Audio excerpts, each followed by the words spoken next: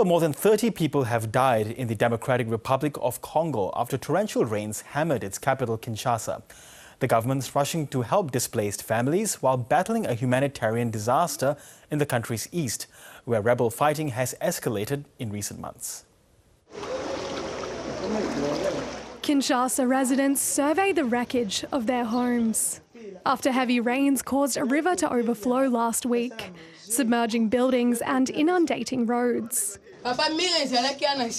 You can see how their yard has turned into a swimming pool. All the windows are blocked. That was our neighbour's kitchen. But I'm telling you, many people died. There is still people under the water.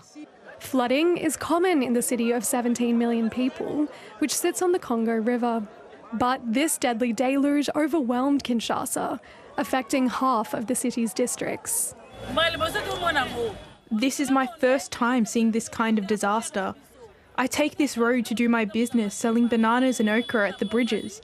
I have never seen something like this before. The Congolese government say the flooding has hampered access to drinking water in several communities. And there are major concerns for public health after one of its most polluted streams burst its banks.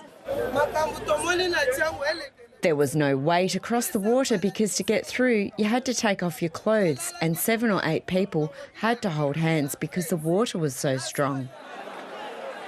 Some residents are angry at the government's response, with just 4 emergency shelters set up to cater to hundreds of displaced families.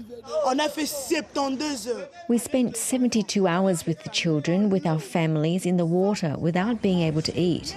Even at the beginning, in this country, we don't know how to help. And who should we help more than anyone? The people.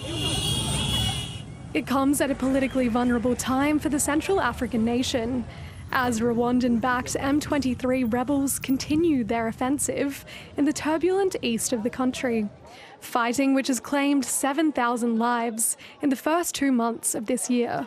The human rights situation is getting much, much worse. Over the last few months in the province of North Kivu, we've seen the largest number of human rights violations and abuses to date.